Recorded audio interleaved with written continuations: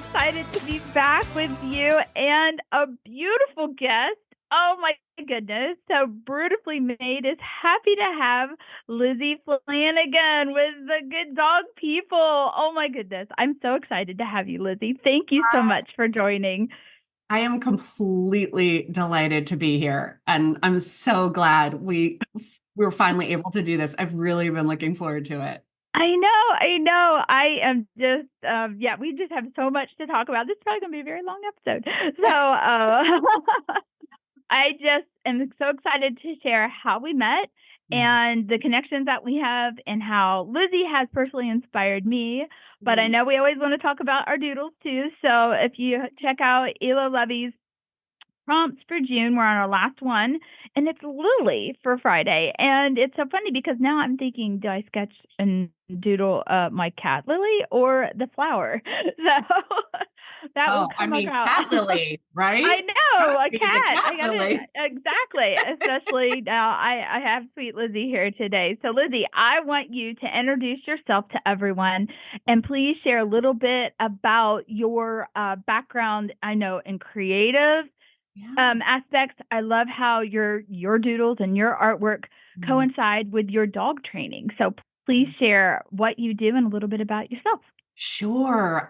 So my name is Lizzy Flanagan, and I am the owner of Lizzy and the Good Dog People, which is a force-free dog training practice out of Worcester, Massachusetts. Although I see clients nationally and on some level internationally, which is pretty cool. We love that about virtual training. Um, so I just want to say something about um, dog training and kind of what that encompasses. Because I think when people think about working with a dog trainer, they're thinking, teaching my dog to sit or Yeah. come when called. And that's absolutely true. But a lot of the work I do is focused on the guardian and the guardian's relationship with their dog or cat or other companion animal. And it's an aspect of my work that I just love. I love working with these guardians who come to me with, these questions or these challenges or um, just these issues in their relationship with their companion animals, and just helping them get to a place where they're living a fantastic life together. Mhm. There's just harmony, and so it's good stuff. Yeah. Okay, so from the standpoint of creativity and my background as a creative, it's very mixed and it goes all the way back. And I think the most relevant piece of that is how I decided, gosh, it's going on 3 years now, to learn how to draw dogs because I wasn't enjoying the clip art I found. Right. And it wasn't always applicable to the social media post or the newsletter or whatever it was that I was working on. And so I, of all the creative endeavors, I have not embarked on drawing, sketching. That just wasn't a part of my background. And so, in a very humbling way, I started like a kiddo to draw, stick dogs and to sort of start learning how to, put the shapes together. And then I stumbled onto the Windowsill chats, the Relish Gathering, which is not, I think, might have been the first place we met, but this was during the pandemic. And so Mhm. it was a group run by Margot Tantau, who is a fantastic creative collaborator and wrangler of all things creative, and Mhm. a friend and mentor.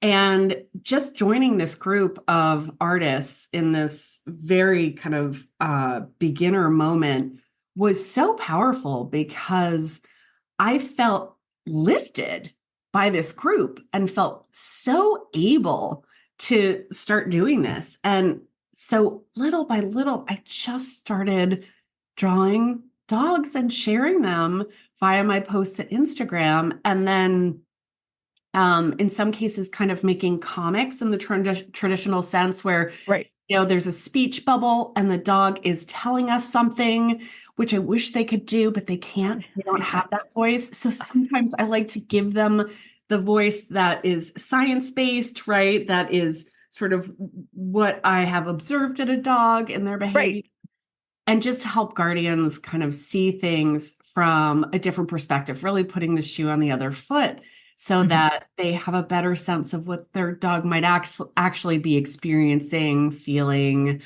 or thinking. Yeah.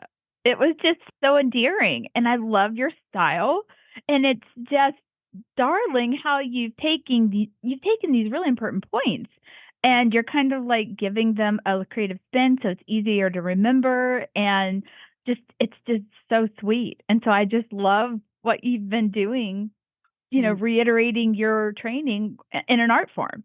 Yeah, thank you. Thank you. I'm so glad it lands that way because that's the whole goal. I mean, my background and training in dog training came with so much jargon and Yeah. lots of sort of scientific, language and it feels really important to be able to relay it in a way that anybody, right, a first-time dog guardian can understand. Yeah. And so this practice of drawing dogs and pairing the drawing with a message that I'm sharing again via Instagram or my newsletter in a way that feels relatable so that even first timers, even newbies or anyone can understand. And so I'm so glad it lands that way.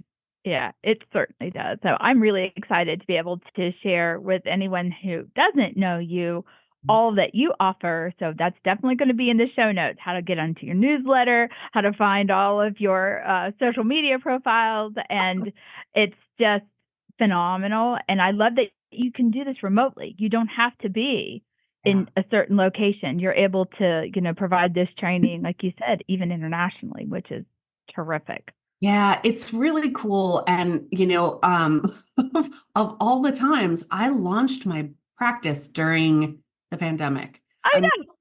I graduated from the Academy for Dog Trainers, which is the 2-year program I did in late February, launched my business in late March, Yeah, literally at the beginning of the pandemic. literally. And all of us, I mean, seasoned dog trainers and new dog trainers alike, were scrambling to Right. figure out how we were going to do this. I mean, there was some virtual training, and I'm by no means an expert on how it had been done in the past, but Mhm. this whole sort of sweeping wave of people working via Zoom, not everyone, not just dog trainers. It Right. it was a real learning moment. And so once I got through the learning curve, I realized it was kind of a beautiful thing because there are certainly regions where there aren't force-free dog trainers. Maybe they're only compulsion trainers, and those are the people who train with the scary stuff like shock collars and prong collars and choke chains Mhm. and Mhm. coercion. Um, or there was benefit to working with the guardian but not exposing a new person to the dog. So when I do stranger danger cases, the last thing in the world we want to do is spring a stranger onto this unexpected dog who has this fear. So there are lots of reasons why virtual training is a beautiful thing. It offers a lot of flexibility and safety, and it's pretty cool. Yeah. Wow. So maybe to your benefit, that was a positive thing, trying to find the positive in that the whole situation. It sounds like, Yeah. and then people accepting the fact that you can learn remotely and that it's easy to sign up for a lesson or a class. I mean, I know when we definitely met through Relish, but Yeah. even more so got to know Yeah. one another in the mastermind. So we're Yeah, for both sure. part of Margot's mastermind. And that's really where we got to, get to know one another. And I felt so inspired by you. And I know we were doing a lot of the same artwork and classes for some of the educators that were teaching online. And I'll just never forget the one comment because it was a lot of lessons at one time. And you were just like, I feel like I have like a sunburn from all of this pressure of trying to meet these deadlines and do it a certain way. And I'm not, getting to that point where eyes are on my stuff. And I was just like, that's the feeling I have. I didn't know anybody else would feel that way. I had no idea that this would be such a struggle, and that I had been taking these classes and lessons online for like 10 years, Oh, and it was just yeah. defeating. Yeah. And so it made me really change the trajectory of what I wanted and the people that I wanted to try to please, to Mm, internally creating my own environment. Like you did your training and you started this business, and now I'm like, I'm going to start my own thing. I'm going to do, and even Margot's guidance, like, hey, grasp onto that local aspect because that's, serving you well, and just kind of reevaluating.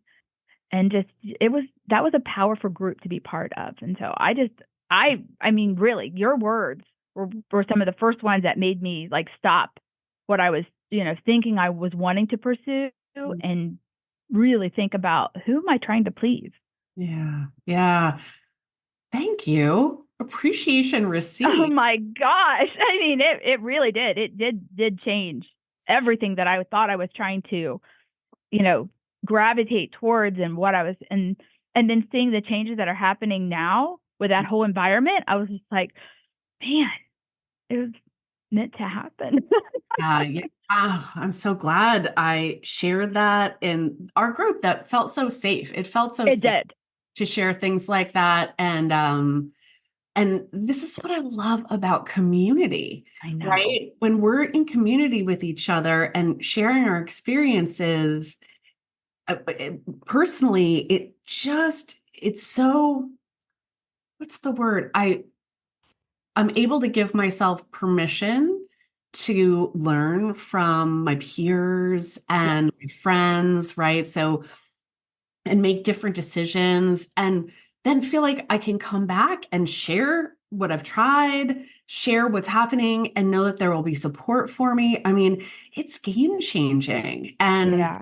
you, gosh, you're so inspiring to me in this way that I've listened to every episode of your podcast. I just love your, ah, you just have so much can do in you. And you've been so committed to kind of getting into your community and kind of trying different ways to connect. And now you have this really beautiful suite of very specific offerings. You are a teacher in museums. I You know. are, right? I mean, Just but it just feels like this was never even on my mind before our mastermind, or before meeting everyone that we have. And it was just, I don't know, it's just amazing to think about. I was not even believing I could be at this point a couple years ago, especially during the pandemic. I yeah, thought everything would have to be, yeah, national or bigger than what, right. it's just phenomenal. But you're right. It was so important to have that space to bounce those ideas off of, to not feel like this was a competition, to not feel like you were going to be judged, to Yep. not feel like, any idea was, too small or too big. It was just, those weekly or monthly, chats or whatever we would, end up Ah, being able to do, helped so much, because I didn't have that here with yeah, anyone. The art community doesn't really know how to respond to one another in that way. So now I'm also teaching other people here, you can be supportive of one another and not feel like you're going to have competition built on the other side of town. yeah, You need to promote one another. And that's a core of what I'm building in my new shop. That is, every month I am like highlighting a different artist in the community. I take zero commission. Anything that sells from that artist gets 100%. That is important to me, because it is proving that I am supporting that person 100%. And they'll teach a class that month. They'll be on the podcast that month. They will be highlighted. They'll be in my newsletter. That is so important to me, because I felt that lesson that I learned in our group. And I Yeah. want to share that here because we don't have anything like that here. We have art institutions and art, organizations, but it's difficult for artists. And I want to. I mean, to me, I still feel like I'm this tiny little person in Plain Township. I'm nobody, but at least it's something. I can do something, and that's what I want to do. I the whole idea of community over competition Yes, all day long. all day long. Absolutely. And one of the other pieces of how you've approached all of this that I love so much is you just touched on it. It's this idea that, we don't need to make an international splash to matter. We don't need Right. to have hundreds of thousands of followers at Instagram to matter. I started my career in grassroots nonprofit, and we had a teeny tiny little niche. And I learned so much from pouring love and attention Hmm. into one tiny little group of people in one teeny tiny little community and watching the powerful ripples from Yeah. that, And I think that this message is really important to me. It's definitely something I'm working on in how I think about social media and how I think about newsletters and, my presence in my community. It's not a numbers game in the way that I think we're all sort of being conditioned by social Hmm. media. It's really important to notice, you know, local, that local matters. It really, Yeah. it's not just sort Yeah. of a buzz phrase, Right. Right. shop locally, right? Right. Exactly. Support local, shop local. Local. Does dollar stay local? Shop And small, all of that. yeah. Yeah, it's Yeah. it's powerful. Yeah. But I also see the benefit of everything that you do. And I would love to see these larger corporations grasp onto your authenticity and then share that with a broader audience so people are aware these different levels of dog training. People don't realize that you have the force free version versus, like you said, the shock collar, and you have all of those identified. That Yeah. education isn't out there. People aren't training and teaching on that on a broad spectrum level that I've ever realized. I mean, I have 3 dogs and 4 cats and a ton of koi fish. And I mean, those things, are never, you can go to PetSmart and have your dog, learn sit and stay and all those basic commands. But I love what you're doing. And I think it's so important. And you do want it to, matter across a larger audience. But you also want to keep, like you said, your messaging and the appreciation for the eye that you have locally on it too. So there's a balance that we find, and it is hard to get to. And I just applaud you for everything you're doing because I just love the different approaches that you're taking, and I just don't see that happening in that realm. And I think you're very unique at it. It's it's mind-blowing to think that dog training is completely unregulated. Yeah, Completely you're right. unregulated. So anyone can wake up tomorrow, put up a website, Hmm. and start taking people's money and kind of doing whatever they want to get behavior from a dog. It Hmm. is scary. And to your point, it's hard for guardians out there because even if you do want to find a dog trainer, you, as the consumer, aren't trained on what to look for. Totally. And then there's a lack of transparency out there. So there are Oh, definitely balanced trainers who, use both the good and the scary yeah. methods. And but trainers are now, we're kind of noticing that the compulsion trainers and some of the balance trainers are starting to really hide the language or not including any language at all at their websites about how they actually train, how they Sure. work with dogs. And or they're sharing inaccuracies. Yes. So it's really tough for the consumer. It's one of the reasons why I started doing discovery calls, because I wanted people who were considering hiring me to have a chance to just ask me some questions. What's going to happen when my dog gets it in quotes wrong? What's going to happen when they get it right? So How are you going to smart. go about? Yeah, yeah. So it's made a big difference, and it builds trust, Yeah, which is really that's really important. approach. Yeah. That's Yeah. definitely worthwhile to have. Gosh, it's Yeah. just amazing that like you said, it's so unregulated. I know the actual like breeding and puppy mills here in Ohio, we're really high in the nation for having those. So people that are even, caring or, raising these dogs from that stage, it's so unregulated and it's just so sad. Yeah. So just from the Yep. very beginning, I can't imagine how impactful your work would be from that perspective all the way to even the places around here that have the not just the grooming but the boarding and the kennels and just having that opportunity. You're like to me, like the Brene Brown, but in the dog world. You need to have your training, go around and be certified by Lizzy to pass this information on correctly, you know? Oh my goodness. What a high praise. High Oh praise. my gosh. One of the pieces that you touched on earlier, and I think this applies to your work and my work, and this idea of a broad reach is also that we have to protect ourselves from burnout, Yes, right? From totally. doing too much and taking too much on. And it's one of the reasons why I hold this vision of, kind of local impact or meaningful impact. So that could be clients that I see in California virtually, or people who are in my classes who are in other countries or things like that. But it's meaningful. I keep my numbers in a place. Um, and my services in a place where I know I can manage the workload. I know that I'm not just kind of using myself up in Yeah. the spirit of the movement, so to speak. That's true. Yeah, you really do have to take care of yourself because you can't take Hard care of the sometimes, others if right? you're not. You're right. It's another balance that we have to find. Yeah, it's that oxygen mask moment.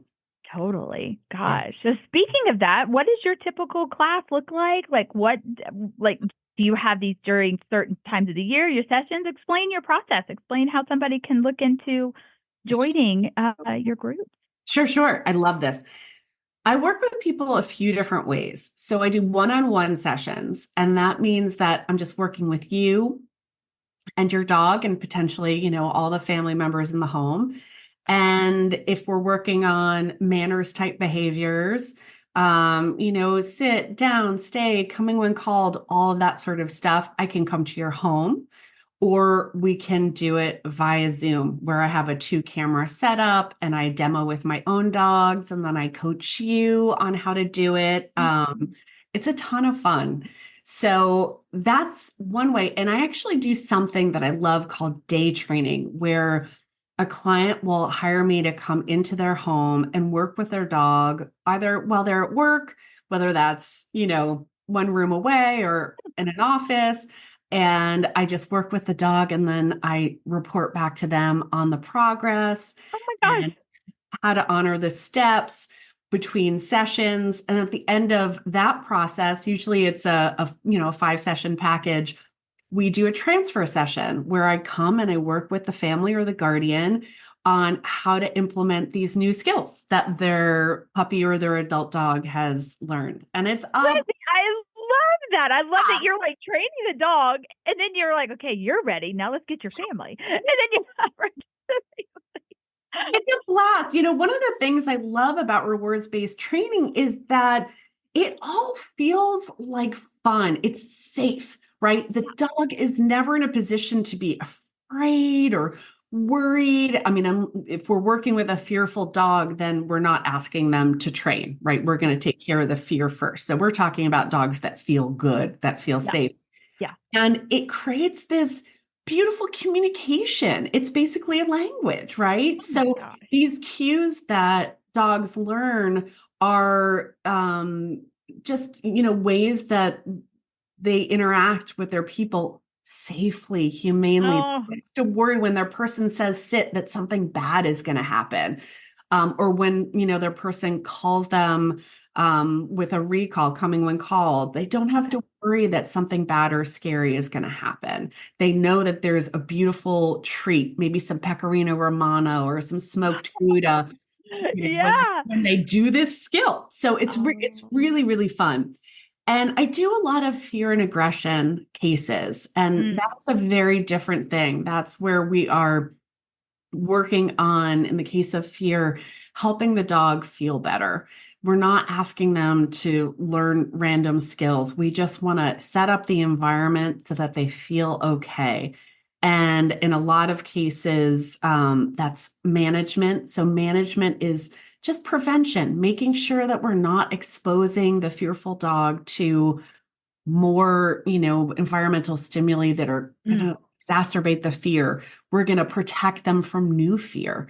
mm. And then we can use some protocols to help them feel better over time at their pace. And one of the reasons why I like fear cases, although I never want a dog to feel fearful, it's awful, right? No one Right, likes to feel fear, is that there's a very zen aspect to it because we can't hurry it up. We can right. only go at the dog's pace.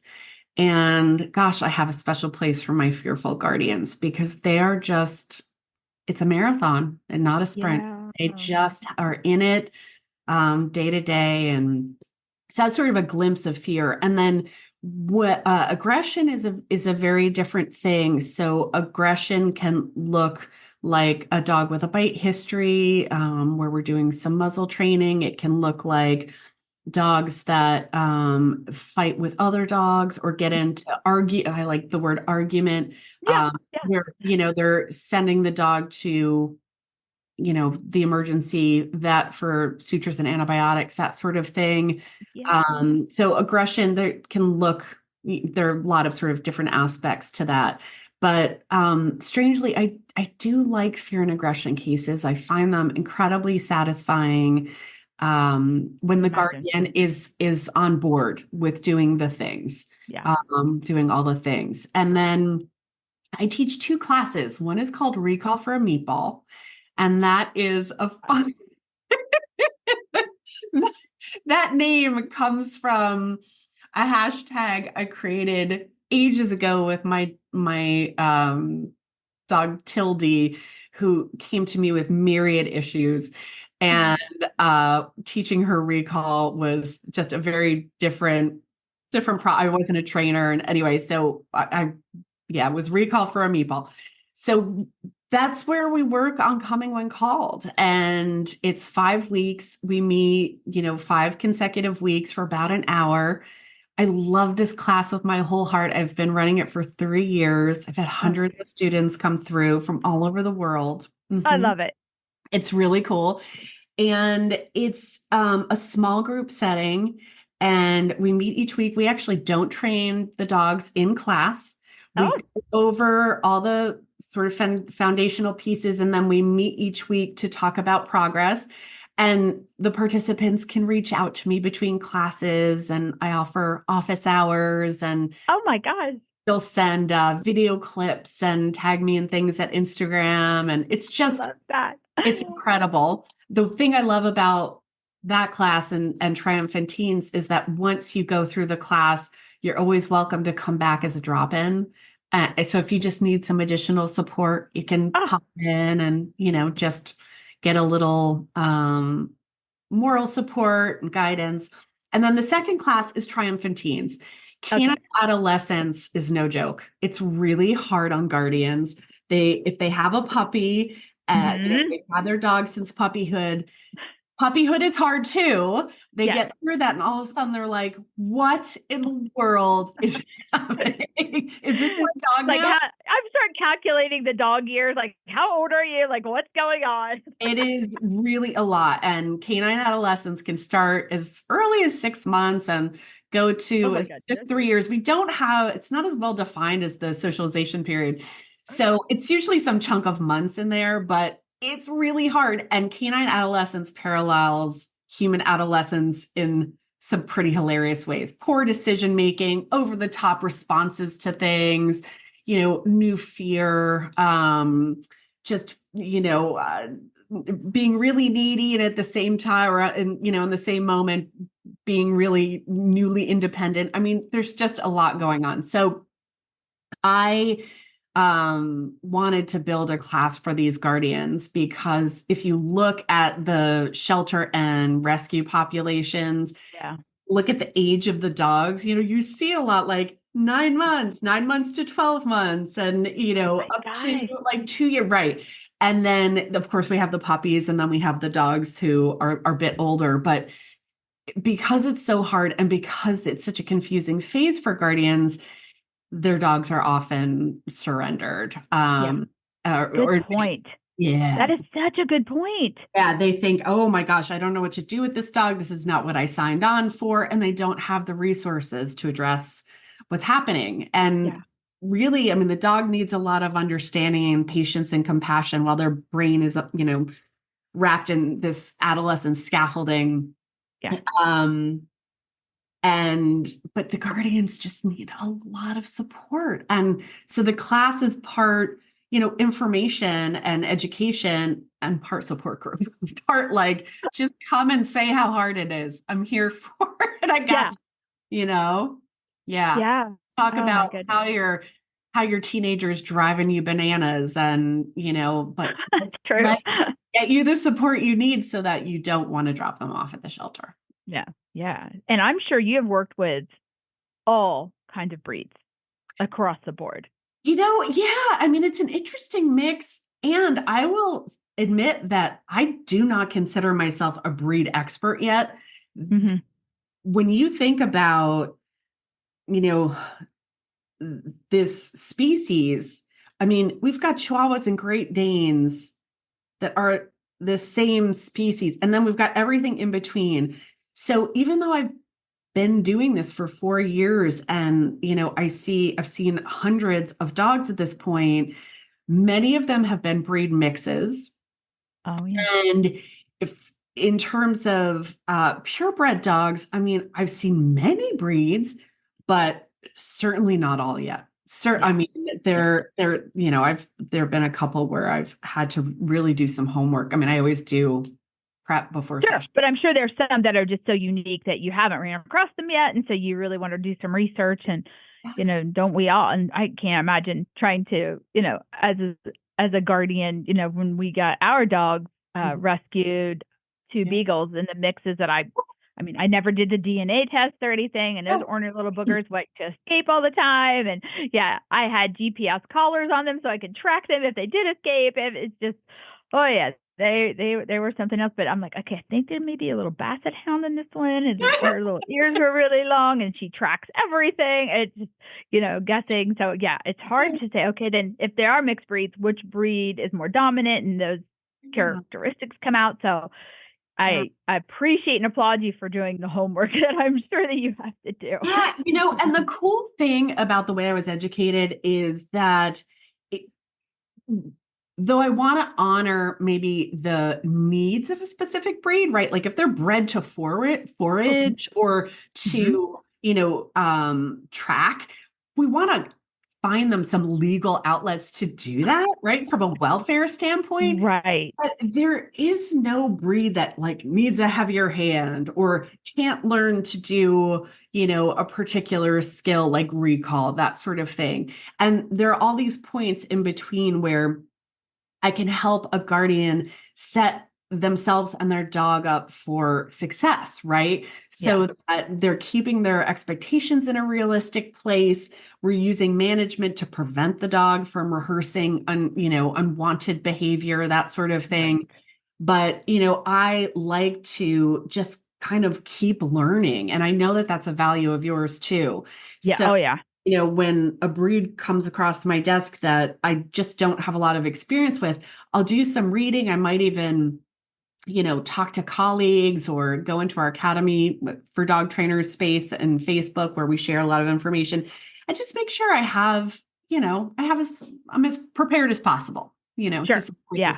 Yeah, yeah, I love that. So you've got a variety of ways that somebody can work with you. I love that. So yeah, it's really unlimited. It really fits with what their schedule could be and the needs that they see yeah, happening. So that's yeah, good. yeah. I really love it. And one of the cool things about virtual training too is that I don't always need to meet with the client for a full hour because I'm not driving anywhere. So today I have a session with a client in California with whom I'm working on a food resource guarding training plan.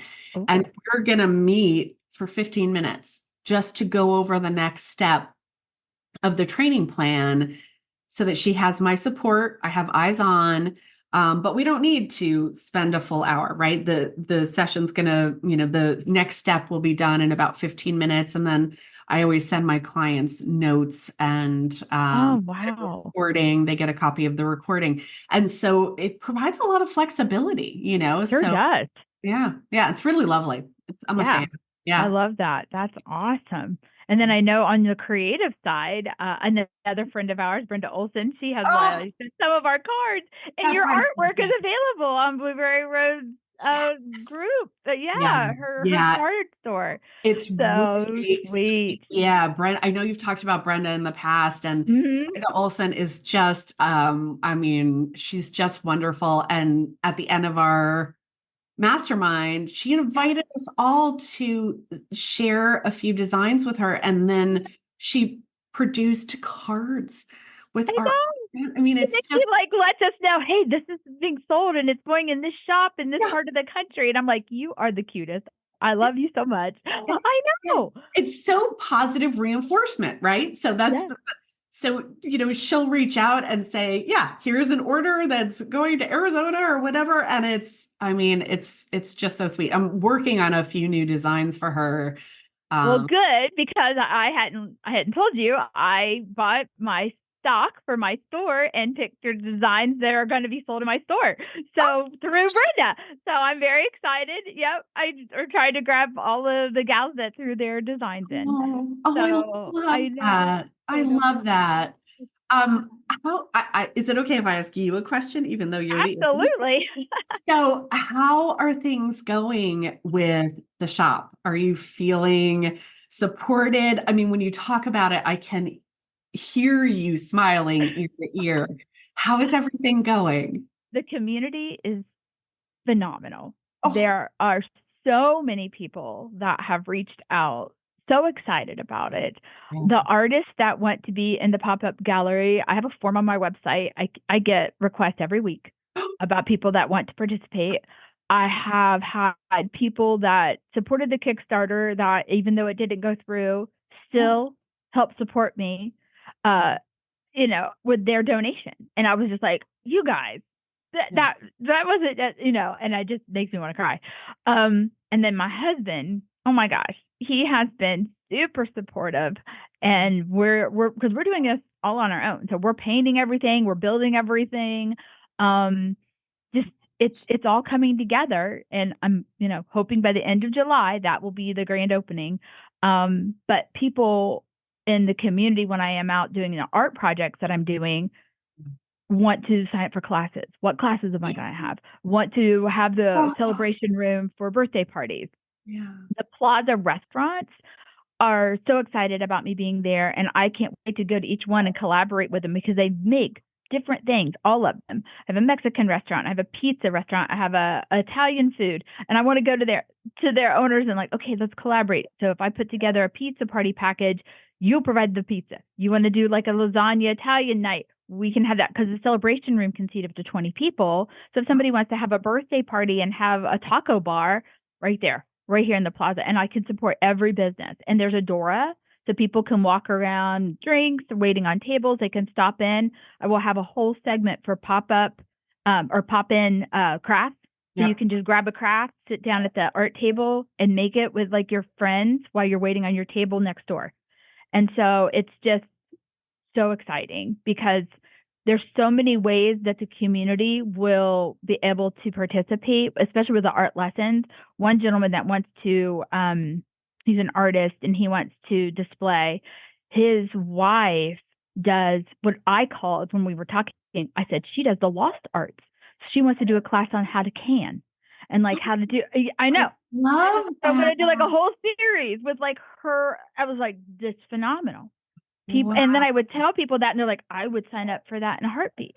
And Mm-hmm. so it just gives me goosebumps every time I start thinking about all the different ways. And plus I'll have a little boutique where I'll have things for sale and stuff, but it's just the idea that you'll be able to come in and it'll be something different all the time. It will be something that you learn. It will be events on that plaza because it's just, I don't know, it's just creative abundance. And that's what I'm so excited about. But thank you for asking. Oh, yeah. And I mean, I think you just nailed it. What you are building is just embodies creative abundance. I love the multi-layer approach to this type of business. I mean, it's Yeah, not just retail, right. it's, Very community. gathering space Yes, absolutely. and Pet friendly. I have tile floor, so I'll have pet art nights. I mean, honestly, there's like, yeah, there's I really could because there's outdoor seating and you can bring your pets to those. I'm like, you know what? We'll do some pet nights and different things. So absolutely. So I've taken my dog in while we've been working, and it's just like, of course, I'm going to do that. oh, that Yeah, is fantastic. so excited. I'm so excited. I know. You're a month away from I just know. I living this know it. dream that I remember you talking about during our mastermind. Yeah, I really want a business. I really want to open a business, and I just didn't think that it would be possible. And I tried. I was last October, like trying to figure out a way to make it work, and things just didn't align. And when they did, man, it's just like whoosh, here we Yeah. are. I just can't believe it. And that's such a testament to just to your patience and to your belief that this was the right thing, right? You just sort of kept Yeah, coming back to it. And every time this cycled back around, I mean, I remember listening to you talk about, the sort of the first time and how just like you said, it wasn't quite right yet, but you were building some momentum and some community support, and then the space came back around. And I I mean, know that was really strange because I really thought it was gone, and I was like, well, that wasn't meant to be. And then when it came back, I'm like, I am not gonna let go. yeah, yeah, it was I yours. figured out a way to make it Yours. work. Yeah, it was Yeah. yours.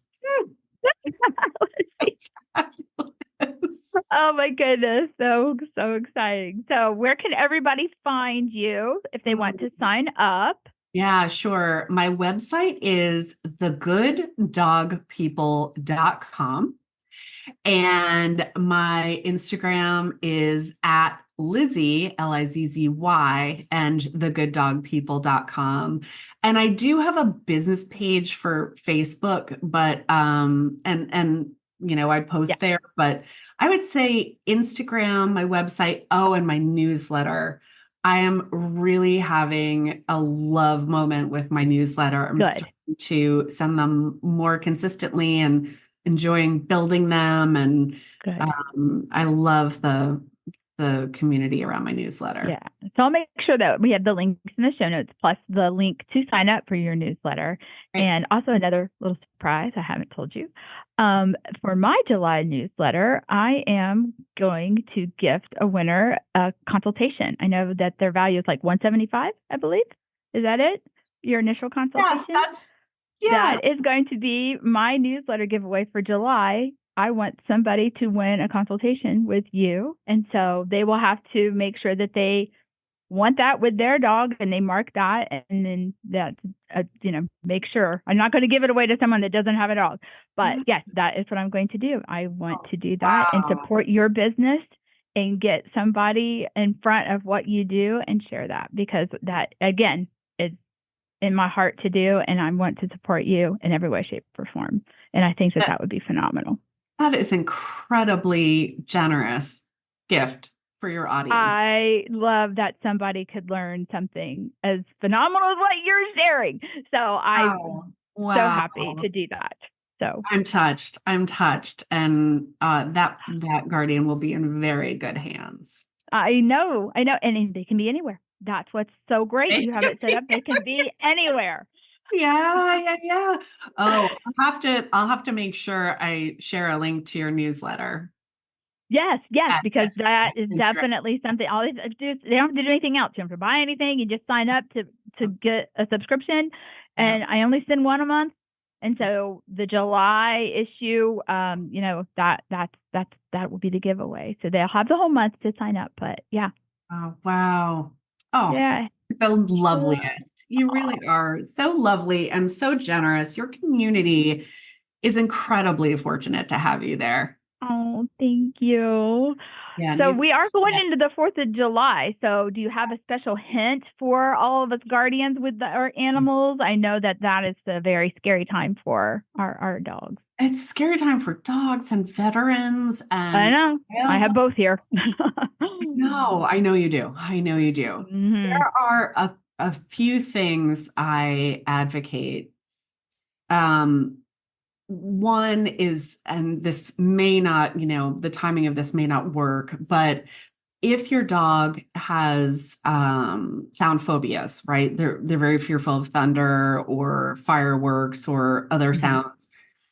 Do talk to your veterinarian or a veterinary behaviorist about situational meds for, when you're expecting a storm or around the 4th of July. That's one thing. But you can also mask some of the sounds outside. So our setup is that I close all the windows. My dogs do get meds, but I close all of the windows. I run multiple fans. So Oh, I have a box type fan yeah. and the microwave fan. I will play classical music or, dogs like reggae. Sometimes I like a little like folk. We love our John Hey, Denver. wait a minute. I did not know they liked reggae. I feel classical all the time. I'll have to Yeah. try reggae. Yeah. And so I should pull the fact, but that actually came out of a study. And so I'm remembering the essence of what I learned, but it was classical reggae and there was one other type of music. And what the dogs who participated in the study liked least was heavy metal. Not be surprising at all. No, Nope. no. Oh, Um, that is so funny. The theme of Vikings used to scare our boxer husky to death. Like she hated that theme song what theme song? from the movie or the show Vikings. It Oh, was like this deep drum, like heavy metal, like sound. She hated it. yeah. That is so interesting. Oh my gosh, Lizzy, that's so funny. Yep, it's really, one of the things, anyway, I'll stay focused on the Yeah, list. I know. Here we go. Come back to sounds, but I basically like to create as many auditory barriers as possible. And so maybe if I'm going to watch a movie that night, I'll choose something that isn't going to have gun sounds in it or sirens. I love the sound of music for that reason, things like that. Okay. And so that's one piece. You can maybe set your dog up with kind of a Zen den, a place where they feel safe. Maybe it's, the floor of the bathroom if that's where they run when they are fearful. If Okay. they want to retreat under the sofa, let them. Okay. Pull down the shades, kind of create a very safe environment. So Okay. comfortable places for them to hide and rest. Iggy has a little tent. And when she first came home and I noticed she was afraid of thunder sounds, I taught her to go into it on cue. So the cue, take cover. And she would just run into her Oh my little God. tent and curl up. Yep. Yep. And I would just feed her lots of treats. And that's the other thing. So, you can have lots of really delicious things for your dogs to eat that night, maybe frozen Kongs of smeared peanut butter, or you Yeah. can make them some popsicles with beef broth. Yeah. Licking, chewing, these are things that do help calm some dogs. So Okay. you can have that too. Okay. What am I missing here? Oh, for heaven's sake, make sure that your dog is wearing a collar and visible tags. I like a bonus handwritten in a big Sharpie, write their name and your phone number and tape it to their collar, right? So it's like secure Yes. and someone who might be a bit of a distance away could see. But Hmm. make sure that even if you plan to stay inside, that your dog has identification on them. Yeah. And don't take them with you to see fireworks. No. Don't take them with you to the barbecue. If you need to be out on the 4th of July, just leave them home. Of course, assuming they don't have separation anxiety or something like that, but leave them home in a safe environment. Many dogs and cats go missing on the 4th of Yeah, they July. do. Yeah, yeah. Yes, I didn't mean to put you on the spot. I just knew we were heading towards that. And I'm and happy to share this those information. are very, Yeah, it's essential information. I'm it so is. glad you asked. Oh, Yeah, no, that's yeah, very kind. Well, thank you again for being here. It's so well. so great to catch up with you. Yeah, it was great And to just, be here. and I appreciate you beyond measure. So thank you so much. Oh, same, my friend. Right back at you. All right. Have a good day. You too, Tracy. Bye.